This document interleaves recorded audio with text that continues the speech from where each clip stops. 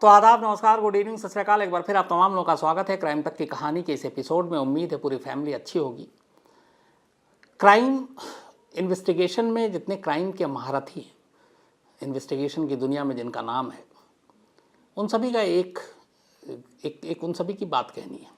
और उनका ये कहना है कि किसी भी क्राइम सीन को अगर कोई पढ़ ले तो फिर उस क्राइम को सॉल्व करना बड़ा आसान होता है। अब यहाँ पढ़ ले का मतलब ये होता है कि क्राइम सीन एक किताब के जैसी है और आपको उस किताब का कोई भी वर्ड, कोई भी शब्द छोड़ना नहीं है, आपको पढ़ना है। अब इसको दूसरे तरीके से ऐसे बताया गया है कि एक क्राइम सीन में शामिल हर छोटी से छोटी चीज़ काफ़ी मायने रखती है और वो केस को बदल सकती है, केस को सुलझा सकती है। जैसे अगर किसी कमरे के अंदर कोई क्राइम होता है तो उस कमरे में रखे जितने सामान हैं वो तो है ही हैं, साथ ही फर्श, छत और दीवार ये भी अपने आप में बोलते हैं, ये भी कई बार सबूत उगलते हैं। तो एक अच्छा अफसर वही है, इन्वेस्टिगेटिंग अफसर, जो क्राइम सीन पे बारीक नज़र रखे और छोटी से छोटी चीज़ें देखे। कई ऐसी मैंने आपको कहानियाँ सुनाई कि कैसे खून के कतरे से केस सॉल्व हो गया, दीवार पे कुछ निशान से हो गया, या और भी ऐसी नामालूम कितनी कहानियाँ। छोटी छोटी चीज़ें जिसको कई बार नज़रअंदाज कर दिया जाता है, अगर उन चीज़ों को ध्यान से परखा जाए तो केस सॉल्व हो सकता है। आज की कहानी ऐसी एक कहानी है जिस पर सिर्फ चाय के 2 खाली कप, उसकी वजह से एक कैसे मर्डर मिस्ट्री सुलझाई जाती है और उस खाली कप को देखने के बाद किस तरीके से जो पुलिस की टीम थी, इन्वेस्टिगेटिंग टीम, उनकी पारखी नज़र वो ये देख के भी पता कर लेते हैं कि ये उनका क्या मतलब, हम आप भी ये चीज़ कर सकते हैं कि अगर कोई चाय पिए घर में या ऑफिस में कहीं और खाली कप रखा हुआ है तो आपको आइडिया हो जाता है कि ये कितनी देर से पहले ये कप रखा हुआ है, कब चाय पी गई होगी, क्योंकि बहुत सारी चीज़ें हैं जो इशारा कर देती हैं कितनी पुरानी है, कितने घंटे या कितने मिनट की। तो आज की कहानी 2 चाय की प्याली और उससे कैसे सुलझी एक मर्डर मिस्ट्री। ये कहानी कर्नाटक के उडुपी की है, उडुपी शहर की कहानी है। उडुपी शहर में एक परिवार में एक लड़की रहती थी जिसका नाम था विशाल गनिगा। विशाल गनिगा बड़ी होती है उडुपी में, फिर उसके माँ बाप उसकी शादी कर देते हैं। शादी एक एनआरआई से होती है और उसका नाम है रामाकृष्णन। रामाकृष्णन भी उडुपी का रहने वाला, लेकिन फिर नौकरी के लिए वो दुबई चला जाता है और दुबई में ही काम करता है और दुबई में ही रहने लगता है। शादी के बाद विशाल गनिगा, विशाला बल्कि गनिगा, ये भी पहुंच जाती है दुबई और अपने पति के साथ रहती है। अब विशाला और रामाकृष्णन दुबई में रहते हैं। कुछ वक्त के बाद इनकी एक बेटी होती है। ज़िंदगी हंसी खुशी गुजर रही थी। दुबई से छुट्टियों में ये लोग अक्सर घर भी आते हैं। अभी इसी मार्च के महीने में रामाकृष्णन और विशाला और उनकी बेटी छुट्टियां मनाने के लिए इंडिया आए। और मार्च में, तब आपको याद होगा कि मार्च एंड से पहले कोरोना का कहर नहीं था अपने देश में। असल में ये अप्रैल मई से शुरू हुआ, जो सेकंड वेव था। तो हालात ठीक थे, काफ़ी वक्त से ये लोग आए नहीं थे। तो मार्च में आए और उसके बाद कुछ वक्त रहे और फिर चले गए। जाने के बाद फिर जुलाई में, 2 जुलाई को विशाला अपनी बेटी को लेके इंडिया आ जाती है और सीधे अपना उडुपी घर पहुंचती है। उडुपी शहर में विशाला के माँ बाप रहते थे और जहाँ पे माँ बाप रहते थे उससे कुछ किलोमीटर की दूरी पर एक तरह से विशाला का ससुराल कहें, ससुराल इसलिए भी कहें कि जो पति है उसने एक घर खरीद रखा था रामाकृष्णन ने। तो वो उस घर में, वहाँ पे घर भी था और उसकी चाबी विशाला के पास थी, चूँकि पति तो दुबई में है और ससुराल का कोई वहाँ पे रहता नहीं था उस घर में। तो जब विशाला आई जुलाई में 2 को, तो अपने माँ बाप के साथ रहने लगी। 10 दिन बीत जाते हैं। 10 दिन के बाद 12 जुलाई 2021, जुलाई का अभी ये महीना चल रहा आखिरी, तो आप मान के चलिए करीब 18 दिन पुरानी बात है ये। 12 जुलाई की सुबह करीब 11 बजे विशाला अपने घर से अपनी मम्मी पापा से ये कहकर निकलती है कि कुछ बैंक का काम है, रामाकृष्णन ने कुछ पैसे और बाकी जो चीज़ें वहाँ से भेजी हैं, तो मैं बैंक जा रही हूँ और अभी लौट कर आती हूँ। क्योंकि उसी शहर में पली बढ़ी, सब कुछ वाकिफ़ थी।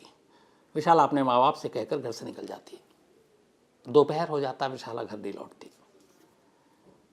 अब माँ बाप को लगता है और फ़ोन करते हैं कि कहीं किसी दोस्त या किसी के पास पहुँच गई होगी, लेकिन फ़ोन बंद। तब उन्हें चिंता होती है। फिर वो पता करते हैं, पर विशाला की कोई खबर नहीं मिलती। फ़ोन भी बंद, विशाला की कोई सूचना भी नहीं। अब माँ बाप को चिंता होती, फिर उन्हें अचानक लगता है कि शायद विशाला किसी काम से अपने घर चली गई हो, जो पति के घर है रामाकृष्णन, जो वहाँ से कुछ किलोमीटर की दूरी पर था। तो अब माँ बाप अपनी बेटी को तलाशते तलाशते उस घर पे पहुँच जाते हैं, जो एक तरह से ससुराल था विशाला का। घर जाकर वो दरवाजे को नॉक करते हैं, दरवाज़ा खुलता नहीं, लेकिन फिर अचानक वो धक्का देते हैं तो देखते हैं दरवाज़ा अंदर से खुला हुआ है, बंद नहीं है। माँ बाप अंदर दाखिल होते हैं। अंदर जैसे ही वो ड्राइंग रूम में पहुंचते हैं, उनकी चीखें निकल जाती हैं। ड्राइंग रूम में विशाला फर्श पर पड़ी थी, बेसुध। जिस तरीके से पड़ी थी, पहली नज़र में देख के ही माँ बाप का दिल जो है बैठ जाता है। वो भागते हैं, बदहवास चेक करते हैं, सांसें चल नहीं रही थी। पास में एक तार पड़ा हुआ था, गले पे निशान था। उसको देख के साफ लग गया कि इस तार से ही गला घोंटकर विशाला को मारा गया। विशाला के घर से जब निकली थी तो उसने सोने के जेवर पहने हुए थे, गले में चेन था, अंगूठी थी, कड़े थे, वो सारी चीज़ें गायब थी। और घर के कुछ सामान सारे जो है इधर उधर बिखरे पड़े थे। खैर, फ़ौरन विशाला के पिता ने पुलिस को फ़ोन किया। पुलिस की टीम फ़ौरन पहुंचती है। विशाला को की लाश को उठाकर हॉस्पिटल ले जाया जाता है। ऑफिशियली डॉक्टर उसे डेड डिक्लेयर करते हैं। अब पुलिस अपनी जांच करती है। इस दौरान में पता चलता है कि विशाला भी एक एनआरआई है, पति वहाँ है। दुबई में फ़ोन किया जाता है। पति भी बदहवास रोने लगता है। फिर वो कहता है कि वो आ रहा है इंडिया। अब इधर पुलिस लाश को पोस्टमार्टम के लिए भेजकर तफ्तीश शुरू करती है, पूरे घर की, क्राइम सीन की बारीक नज़र से। इधर चूँकि एक एनआरआई के मामला था कत्ल का, उडुपी पुलिस भी कोई रिस्क नहीं लेना चाहती थी। मीडिया में अगले दिन खबर आ चुकी थी। 6 पुलिस अफसरों की एक स्पेशल टीम बनाई जाती है इस मर्डर केस को सुलझाने के लिए। अब ये 6 पुलिस जो टीम थी वो तफ्तीश करती है, घर के कई बार दौरे करती है। सारी चीज़ें देखकर ये साफ था कि माँ बाप से पूछताछ के बाद भी कि पति पत्नी के रिश्ते अच्छे थे, शादीशुदा ज़िंदगी खुश थी, वो भी खुश थी, लेकिन सारे जेवर बदन से गायब थे, घर से सामान गायब था। तो यही था कि ये मामला रॉबरी का है, लूटपाट का है। लेकिन तभी उनमें से एक पुलिस वाले की नज़र ड्राइंग रूम में टेबल पर चाय की 2 प्याली पर पड़ी और उन दोनों में थोड़ी थोड़ी चाय बची हुई थी। वो चाय का कप देखता है, उसके बाद किचन की तरफ जाता है। जब वो किचन में पहुंचता है तो देखता है कि स्टोव पर एक बर्तन है और बाकायदा उस बर्तन को देख के लगता था कि चाय इसी में बनाई गई है और उसमें भी चाय की पत्ती और चाय के थोड़े से चाय बची हुई थी। चाय छलनी भी वहीं थी और कुछ चाय शायद ढालते वक्त गिरी थी तो वो भी, उसकी बूंदें भी वहाँ पड़ी थी। और इन सब चीज़ों को देखकर उसे एहसास हो गया था कि कुछ वक्त पहले, क्योंकि करीब सुबह 11 बजे निकली थी विशाला, 2 से 3 के बीच में माँ बाप घर पहुँचे थे उसके, और फिर आधा 1 घंटे में पुलिस, तो ये पता चल गया था कि चाय जो है ये आज ही की बनी हुई है। अब पुलिस पूछताछ करती है कि और कौन लोग हैं जो यहाँ पे आ सकते हैं या जानने वाले हैं। उन्होंने कहा कि कोई नहीं, पति तो दुबई में है और कोई यहाँ आता नहीं था, चाबी विशाला के पास थी। लेकिन वो 2 कप देखकर पुलिस के पास ये था कि कोई ना कोई शख्स यहाँ आया, और चाय की प्याली को देख के ये साफ जाहिर हो रहा था कि वो जो भी था अनजान नहीं था, क्योंकि अनजान लोगों के लिए कोई चाय नहीं बनाता। आपका कोई जानकार हो और ख़ासतौर पर आप अकेले हैं, महिला हो, तो फिर आप घर में बुलाकर अनजान मेहमानों को नहीं बिठाते, चाय नहीं पिलाते। तो इसका मतलब है जो भी है जानने वाला। अब यहाँ से पुलिस ने अपनी तफ्तीश शुरू की। अब पुलिस ने तफ्तीश शुरू की कि कौन हो सकता है, कोई सुराग नहीं मिल रहा है। इस दौरान में अब विशाला की पूरी शादीशुदा ज़िंदगी और उसके बारे में भी अब पुलिस ने जानना शुरू किया कि ये लोग हैं क्या। उडुपी में एक इलाका है ब्रह्मबार, वहाँ पे ये फ्लैट था जहाँ पे ये कत्ल हुआ था। अब इसके बाद पुलिस विशाला के मोबाइल को अपने कब्जे में लेती है और जांच शुरू करती है। तो देखती है कि आखिरी कॉल जो है विशाला के मोबाइल पर 12 जुलाई की दोपहर दुबई से है, और वो कॉल किसी और का नहीं है। जो नंबर है वो रामाकृष्णन का है, यानी कि विशाला के पति का है। और ये ठीक उस वक्त का है कॉल जब वो घर से बाहर निकली थी। अब आखिरी कॉल उसको देखने के बाद लोकेशन ट्रेस किया गया उस दिन का विशाला का, तो पता चला कि विशाला घर से तो निकली थी, लेकिन बैंक नहीं पहुंची। बैंक से पहले ही पहुंचने से ये कॉल आया और इस कॉल के बाद विशाला ने अपना डायरेक्शन चेंज किया और वो उस सोसाइटी में पहुंच गए, उस फ्लैट पे जो उसके पति ने खरीदा था। तो अब यहाँ पे एक सवाल उठ रहा था कि अचानक बैंक जाना था और वो बैंक गई नहीं, आधे रास्ते से वो लौट गई और फिर फ्लैट पे पहुंच गई और पति का फ़ोन, तो ऐसी क्या बात हुई? अब इस सवाल का जवाब पति ही दे सकता और पति दुबई में। तो खैर पुलिस ने कहा कि अब पति के आने का इंतज़ार करते हैं ताकि पूछें कि ये मसला है क्या। अब इस दौरान में चूँकि कत्ल की खबर मिल चुकी थी, मौत की, तो रामाकृष्णन दुबई से अगले दिन उडुपी पहुंच जाता है। अंतिम संस्कार होता है, अंतिम संस्कार में वो शामिल होता है, एक पति के तौर पर जो भी रस्में थी वो सब निभाता है। पुलिस इंतज़ार करती है। जब ये सारी चीज़ें हो जाती हैं फिर पुलिस रामाकृष्णन से पूछताछ करती है कि उस दिन आपको किसी से शक है, किसी की दुश्मनी थी, और फिर उस कॉल के बारे में कि उसके मोबाइल पे आखिरी कॉल था, उसके बाद ना उसने किसी से बात की ना कोई दूसरा कॉल आया, और आपके कॉल के बाद वो बैंक नहीं गई बल्कि उस फ्लैट पे गई जो फ्लैट बंद था, खाली था और चाबी उसके पास थी। तो ऐसी क्या बात थी जो आपने बैंक से फ्लैट भेजा? रामाकृष्णन इसके बारे में गोलमोल जवाब देने लगा। पुलिस को उसके जवाब से मुतमईन नहीं थी। पुलिस को लगा कि कुछ छुपा रहा है रामाकृष्णन। पुलिस पूछती रही, लेकिन इसी दौरान में पुलिस ने चुपचाप से रामाकृष्णन के मोबाइल को भी खंगालने का फैसला किया और उस मोबाइल में घुसकर सारे जो रिकॉर्ड है वो पता करने की कोशिश की और इस काम में जुट गई। जैसे ही जुटी, एक अजीब सी जानकारी मिली। 12 जुलाई को बैंक से आने पहले रामाकृष्णन ने फ़ोन किया विशाला को, और उससे ठीक पहले और उसके ठीक बाद उसने 2 कॉल और किए। व्हाट्सएप कॉल थे और ये कॉल उसने किए थे एक दूसरे शख्स को। और इस शख्स के बारे में जब पुलिस ने उस नंबर को देखा और पता किया तो फिर पुलिस को सारी चीज़ें समझ में आ गई।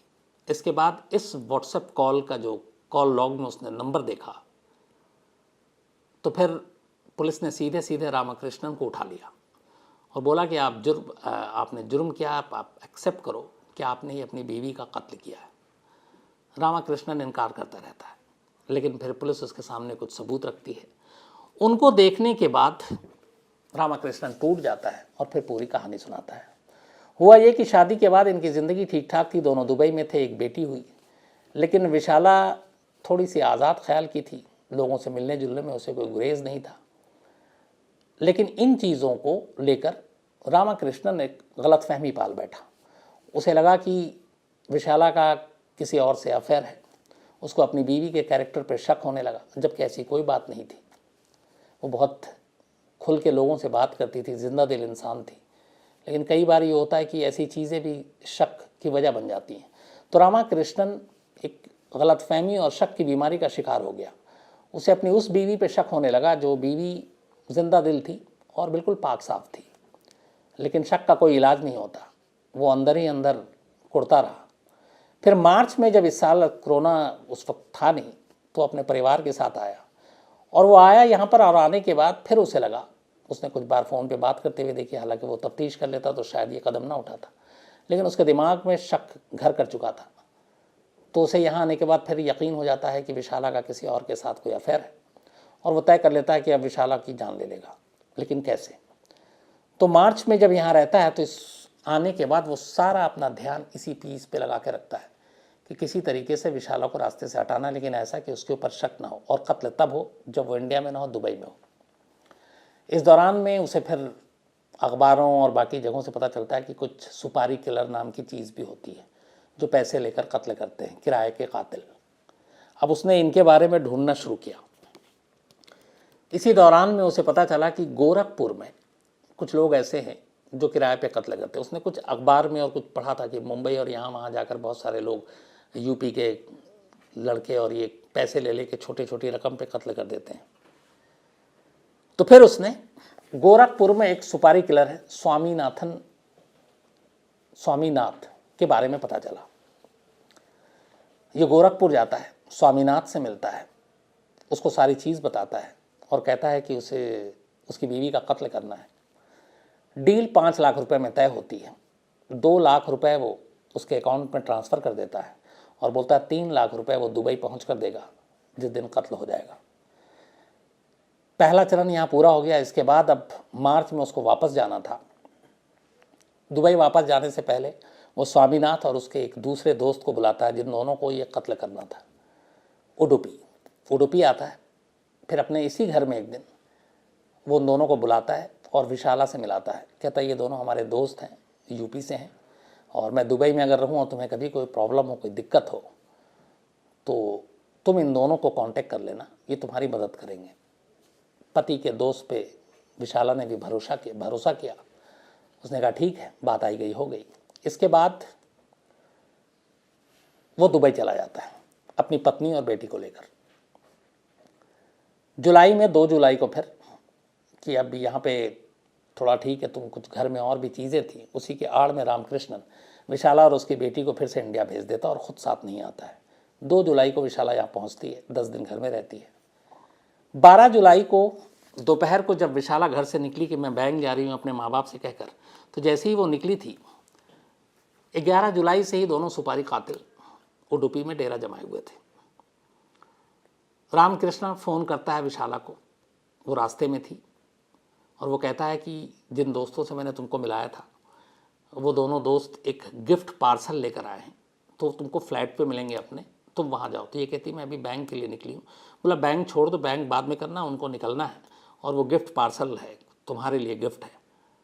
तो फिर उसे लगता है कि मेहमान भी वेट कर रहे होंगे और गिफ्ट पार्सल के नाम पे खुश भी हुई, तो बैंक छोड़कर अपने घर पहुंच जाती है। जब घर पहुंचती है तो देखती है दोनों घर के बाहर हैं एक बड़ा सा पैकेट लेकर।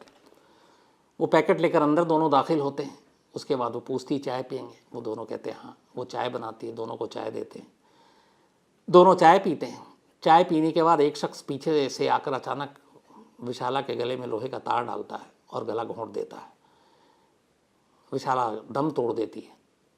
फिर दोनों उसके बाद वो गिफ्ट पार्सल और विशाला के सारे सोने के जेवर जो पहने हुई थी वो सब लेती है और वहाँ से निकल जाते हैं और घर के सारे सामान को बिखरा देते हैं ताकि ये लगे कि ये मामला लूटपाट का है।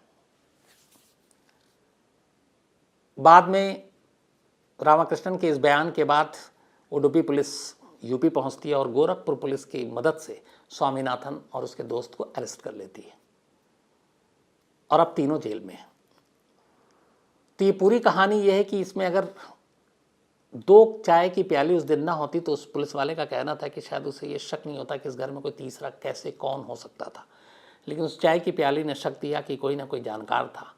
और दूसरा, उसी दिन अपनी पत्नी को दुबई से फ़ोन करना और व्हाट्सएप कॉल पर सुपारी किलर से बात करना, ये वो छोटी छोटी चीज़ें थी जिसने रामकृष्णन का भांडा फोड़ दिया। और अब वो अपनी ही पत्नी के कत्ल के इल्ज़ाम में जेल में है और उस वजह से उसने कत्ल किया जो वजह असल में कहीं थी ही नहीं। उसे अपनी पत्नी के कैरेक्टर को लेकर शक था और इस शक की वजह से उसने अपना एक हंसता खेलता परिवार तबाह कर दिया। तो आज कहानी में इतना ही। अब आपसे मुलाकात होगी मंडे को, कल संडे है, तो अपना ख्याल रखिएगा, अच्छे से संडे मनाइए, सब कुछ ठीक हो और कोरोना में आप भी एहतियात बरतें। मंडे फिर मुलाकात होगी और एक बार फिर आपसे कहूँगा भाई crimetach.in, ये क्राइम तक का वेबसाइट, इसको ज़रूर पढ़िए, www.crimetach.in क्लिक कीजिए, देखिए, अपने सुझाव दीजिए, राय दीजिए और मंडे को मुलाकात कीजिए। तो मंडे मुलाकात होगी, अपना ख्याल रखिएगा। Thank you very much.